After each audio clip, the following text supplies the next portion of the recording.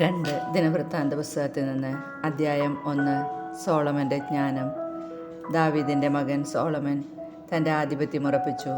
ദൈവമായ കർത്താവ് അവനോടുകൂടെ ഉണ്ടായിരുന്നു. അവിടുന്ന് അവന് പ്രതാപം നൽകി.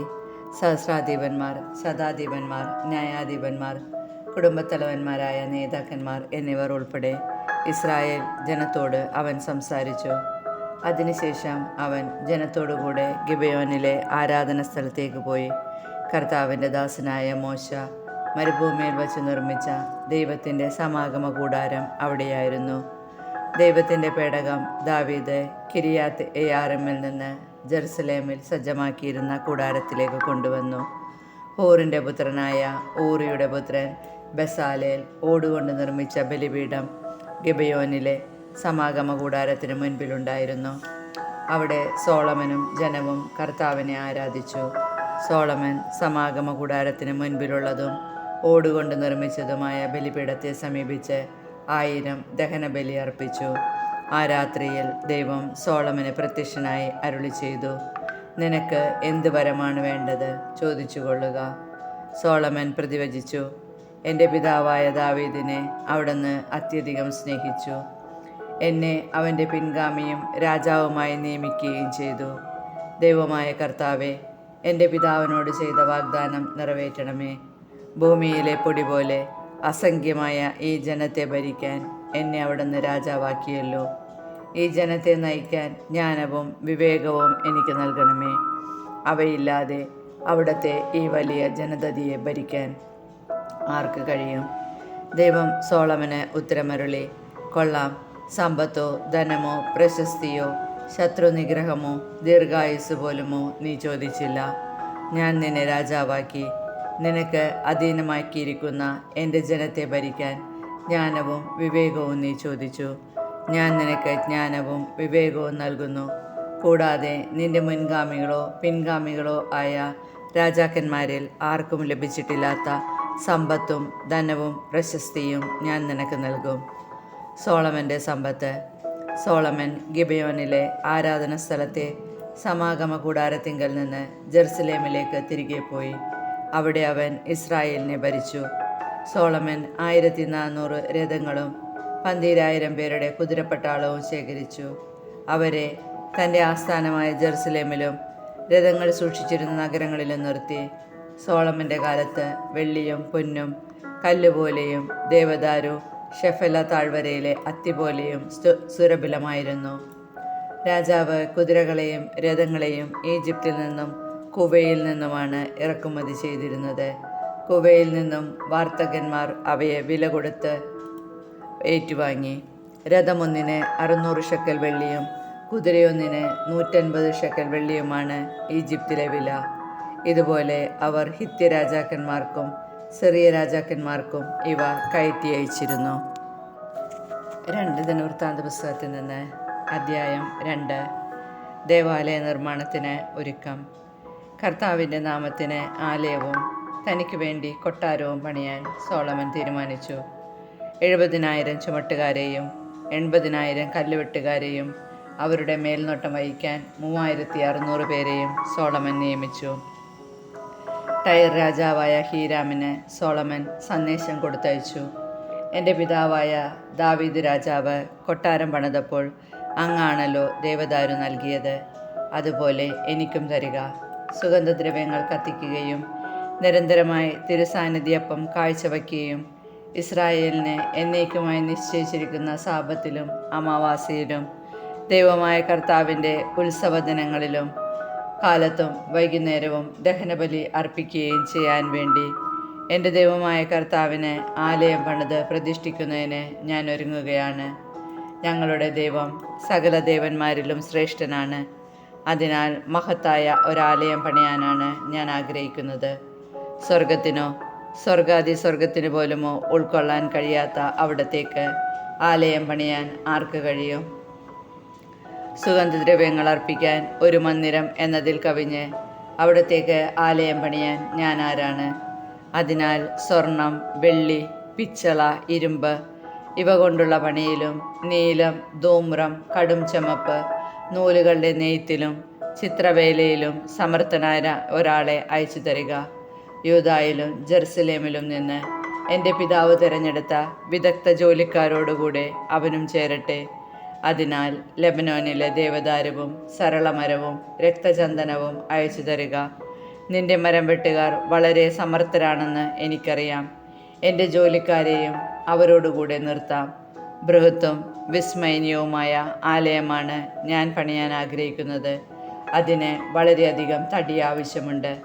നിന്റെ വേലക്കാരുടെ ആവശ്യത്തിന് 20,000 കോർ ഉമികളഞ്ഞ ഗോതമ്പും അത്രയും ബാർലിയും 20,000 ബത്ത് വീഞ്ഞും അത്രയും എണ്ണയും ഞാൻ തരാം. ടയർ രാജാവായ ഹീരാം സോളമന് മറുപടി അയച്ചു. കർത്താവ് തൻ്റെ ജനത്തെ സ്നേഹിക്കുന്നതിലാണ് അങ്ങയെ അവർക്ക് രാജാവായി നിയമിച്ചത്.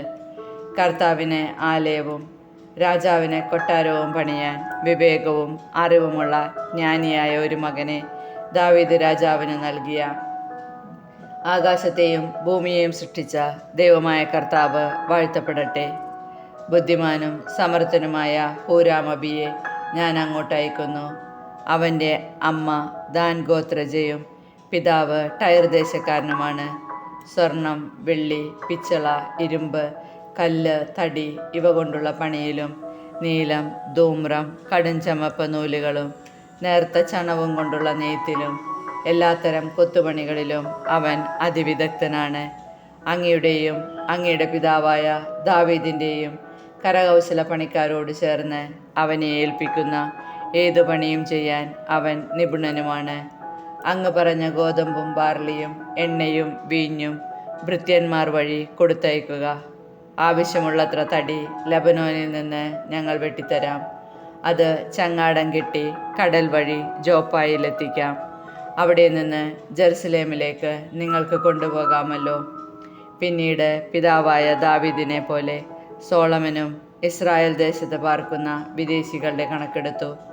അവർ 1,53,600 പേർ ഉണ്ടായിരുന്നു. അതിൽ 70,000 പേരെ ചുമട്ടുകാരും 80,000 പേരെ കല്ലുവെട്ടുകാരും 3,600 പേരെ മേൽനോട്ടക്കാരുമായി നിയമിച്ചു. 2 ദിനവൃത്താന്ത പുസ്തകത്തിൽ നിന്ന് അധ്യായം 3. ദേവാലയ നിർമ്മാണം. ജെറുസലേമിൽ തൻ്റെ പിതാവായ ദാവീദിന് കർത്താവ് പ്രത്യക്ഷനായ സ്ഥലത്ത് ആലയം പണിയുവാൻ സോളമൻ ആരംഭിച്ചു. മോറിയ പർവ്വതത്തിൽ ജബൂസ്യനായ ഒർണാൻ്റെ മെതിക്കളത്തിൽ ദാവീദ് കണ്ടുവച്ച സ്ഥാനത്ത് തന്നെയാണ് പണിതത്. ഭരണത്തിൻ്റെ 4-ാം വർഷം 2-ാം മാസം സോളമൻ പണി തുടങ്ങി. ദേവാലയത്തിന് അവൻ നിശ്ചയിച്ച അളവിൻ പ്രകാരം നീളം പഴയ കണക്കനുസരിച്ച് 60 മുഴവും വീതി 20 മുഴവുമായിരുന്നു. മുഖമണ്ഡപത്തിന് ആലയത്തിൻ്റെ വീതിക്കൊത്ത് 20 മുഴം നീളമുണ്ടായിരുന്നു. ഉയരം 120 മുഴം. അതിൻ്റെ അകവശം മുഴുവനും തങ്കം കൊണ്ട് പൊതിഞ്ഞു. അതിന് സരളമരം കൊണ്ട് മച്ചിട്ടു. അതും തങ്കം കൊണ്ട് പൊതിഞ്ഞു. പനകളും ചങ്ങലകളും അതിന്മേൽ കൊത്തിവെച്ചു. ആലയം രത്നം കൊണ്ടും പാർവയിമിലെ സ്വർണം കൊണ്ടും അലങ്കരിച്ചു. തുലാങ്ങൾ, വാതിൽപ്പടികൾ, ഭിത്തി, കതകുകൾ ഇങ്ങനെ ആലയം മുഴുവനും സ്വർണം കൊണ്ട് പൊതിഞ്ഞു. ചുവരിന്മേൽ കെരൂബുകളുടെ രൂപങ്ങളും കൊത്തിവെച്ചു. ശ്രീകോവിലിലും പണിതു. അതിൻ്റെ നീളവും വീതിയും ആലയത്തിൻ്റെ വീതിക്കൊത്ത് 20 മുഴം വീതമായിരുന്നു. 600 താലന്ത് തനിത്തങ്കം കൊണ്ട് അത് പൊതിഞ്ഞു. അതിൻ്റെ ആണികൾ പൊന്നുകൊണ്ടായിരുന്നു. ഓരോന്നിനും 50 ഷെക്കൽ തൂക്കം വരും. മാളിക മുറികളും പൊന്നു പതിച്ചവയായിരുന്നു. അതിവിശുദ്ധ സ്ഥലത്ത് തടി കൊണ്ട് 2 കെരൂബുകളെ ഉണ്ടാക്കി. അവയും തങ്കത്താൽ ആവരണം ചെയ്തു. 2 കെരൂബുകളുടെ ചിറകുകൾക്ക് മൊത്തം 20 മുഴം നീളമുണ്ടായിരുന്നു. ഓരോ ചിറകിനും 5 മുഴം നീളം. മധ്യത്തിലുള്ളവ രണ്ടും ഒന്നോടൊന്ന് തൊട്ടും രണ്ടറ്റത്തുമുള്ളവ ആലയത്തിൻ്റെ ഭിത്തിയോട് ചേർന്നും നിന്നിരുന്നു. ചിറകുകൾ മുഴുനീളത്തിൽ വിടർത്തി കാലുകൾ നിലത്തുറപ്പിച്ച് മുഖമണ്ഡപത്തിലേക്ക് നോക്കിയാണ് കെരൂബുകൾ നിലകൊണ്ടത്. നീലം, ധൂമ്രം, കടുംചമപ്പ് നൂലുകൾ, നേർത്ത ചണം ഇവ ഉപയോഗിച്ച് കെരൂബുകളുടെ ചിത്രപ്പണിയുള്ള ഒരു തിരശീലയും നെയ്തുണ്ടാക്കി. ആലയത്തിനു മുൻപിൽ 35 മുഴം ഉയരമുള്ള 2 സ്തംഭങ്ങൾ പണിതു. അവയ്ക്ക് മുകളിൽ 5 മുഴം വീതമുള്ള പോതികകളും ഉണ്ടാക്കി വച്ചു. സ്തംഭങ്ങളുടെ മുകൾ ഭാഗം മാലക്കണ്ണികൾ കൊണ്ട് അലങ്കരിച്ചു. 100 മാതളപ്പഴങ്ങൾ ഉണ്ടാക്കി. അതിനിടയിൽ കോർത്തിട്ടു. ദേവാലയത്തിന് മുൻപിൽ ഇടത്തും വലത്തുമായി ഈ സ്തംഭങ്ങൾ സ്ഥാപിച്ചു. വലത്തേതിന് യാക്കീൽ എന്നും ഇടത്തേതിന് ബോവാസ് എന്നും പേർ നൽകി. 2 ദിനവൃത്താന്ത പുസ്തകത്തിൽ നിന്ന് അധ്യായം 4. ദേവാലയോപകരണങ്ങൾ. സോളമൻ രാജാവ് ഓടുകൊണ്ട് ബലിപീഠം പണിതു. അതിൻ്റെ നീളം 20 മുഴം, വീതി 20 മുഴം, ഉയരം 10 മുഴം. ഉരുക്കിയ ലോഹം കൊണ്ട് അവൻ വൃത്താകൃതിയിലുള്ള ഒരു ജലസംഭരണിയും ഉണ്ടാക്കി. അതിൻ്റെ വ്യാസം 10 മുഴം, ആഴം 5 മുഴം, ചുറ്റളവ് 30 മുഴം. അതിൻ്റെ വക്കിനു താഴെ ചുറ്റും 30 മുഴം നീളത്തിൽ കായകൾ കൊത്തിയിട്ടുണ്ടായിരുന്നു. കായകൾ 2 നിരയായി ജലസംഭരണിയോടൊപ്പമാണ് വാർത്തെടുത്തത്. 12 കാളകളുടെ പുറത്ത് ജലസംഭരണി ഉറപ്പിച്ചു. കാളകൾ 3 വീതം തെക്കോട്ടും വടക്കോട്ടും കിഴക്കോട്ടും പടിഞ്ഞാറോട്ടും മുഖം തിരിച്ചാണ് നിൽക്കുന്നത്. അവയുടെ പിൻഭാഗം ജലസംഭരണിയിലേക്ക് തിരിഞ്ഞിരുന്നു. അതിന് ഒരു കൈപ്പത്തി ഘനം. അതിൻ്റെ വക്ക് പാനപാത്രത്തിൻ്റേതുപോലെ ലില്ലിപ്പൂ കണക്കെ വളഞ്ഞിരുന്നു. അതിൽ 3000 ബത്ത് വെള്ളം കൊള്ളുമായിരുന്നു. വട്ടത്തിലുള്ള 10 ഷാളനപാത്രങ്ങൾ ഉണ്ടാക്കി. 5 തെക്ക് വശത്തും 5 വടക്കുവശത്തും വെച്ചു. ദഹനബലിക്കുള്ള വസ്തുക്കൾ കഴുകുവാൻ ഉപയോഗിച്ചിരുന്നു. പുരോഹിതന്മാരുടെ ഉപയോഗത്തിനായിരുന്നു ജലസംഭരണി. നിർദ്ദേശമനുസരിച്ച് 10 പൊൻവിളക്കുകാലുകൾ നിർമ്മിച്ച് 5 വീതം ആലയത്തിൽ തെക്കും വടക്കുമായി വെച്ചു. തെക്കും വടക്കും 5 വീതം 10 പീഠങ്ങളും അവൻ ദേവാലയത്തിൽ സ്ഥാപിച്ചു. 100 സ്വർണ്ണത്താലങ്ങളും ഉണ്ടാക്കി വെച്ചു. പുരോഹിതന്മാർക്കുള്ള അങ്കണവും വലിയ അങ്കണവും പണിത് അവയുടെ വാതിലുകൾ ഓടുകൊണ്ട് പൊതിഞ്ഞു.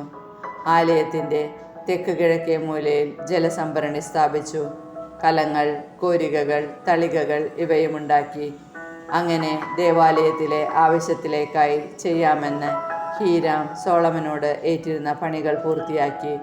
2 സ്തംഭങ്ങൾ, സ്തംഭങ്ങളുടെ മുകളിലുള്ള പോതികകൾ, പോതികകളുടെ ചുറ്റുമായി കോർത്തിണക്കിയ മാലക്കണ്ണി പോലെയുള്ള ചിത്രപ്പണികൾ, സ്തംഭത്തിന്മേലുള്ള പോതികകളുടെ മകുടങ്ങൾ മറയ്ക്കുന്നതിന് അവയ്ക്ക് ചുറ്റും 2 നിര വീതം 400 മാതളപ്പഴങ്ങൾ, 10 പീഠങ്ങളും 10 ഷാളനപാത്രങ്ങളും, ജലസംഭരണിയും അതിനെ വഹിക്കുന്ന 12 കാളകളും, കലങ്ങൾ, കോരികകൾ, മുൾക്കരണ്ടികൾ തുടങ്ങി ദേവാലയത്തിനാവശ്യമായ ഉപകരണങ്ങളൊക്കെയും മിനുക്കിയ ഓടുകൊണ്ട് നിർമ്മിച്ച് ഹൂരാം അബി സോളമന് നൽകി. ജോർദാൻ തടാകത്തിൽ സുക്കോത്തിനും സെരോദായിക്കും മധ്യയുള്ള കളിമൺകളത്തിൽ ഇവയെല്ലാം രാജാവ് വാർത്തെടുത്തു. സോളമൻ വളരെയധികം സാമഗ്രികൾ ഉണ്ടാക്കിയതിനാൽ അവയ്ക്ക് വേണ്ടി വന്ന ഓടിൻ്റെ ആകെ തൂക്കം തിട്ടപ്പെടുത്തിയില്ല. അങ്ങനെ സോളമൻ ദേവാലയത്തിലേക്ക് ആവശ്യമായ ഉപകരണങ്ങളെല്ലാം പണിയിച്ചു. സ്വർണ്ണ ബലിപീഠം, തിരുസാന്നിധ്യപ്പം വയ്ക്കാനുള്ള മേശ, നിയമപ്രകാരം ശ്രീകോവിലിൽ കത്തിക്കാനുള്ള പൊൻവിളക്കുകൾ, വിളക്കുകാലുകൾ, തങ്കം കൊണ്ടുള്ള പൂക്കൾ, വിളക്കുകൾ, ചവണകൾ, തിരിക്കത്രികകൾ, ഷാളനപാത്രങ്ങൾ, ധൂപകലശങ്ങൾ, തീക്കോരികകൾ ഇവയുമുണ്ടാക്കി. ശ്രീകോവിലിൻ്റെയും വിശുദ്ധ സ്ഥലത്തിൻ്റെയും വാതിലുകളിലൂടെ പാദകുടങ്ങൾ സ്വർണം കൊണ്ട് നിർമ്മിച്ചു.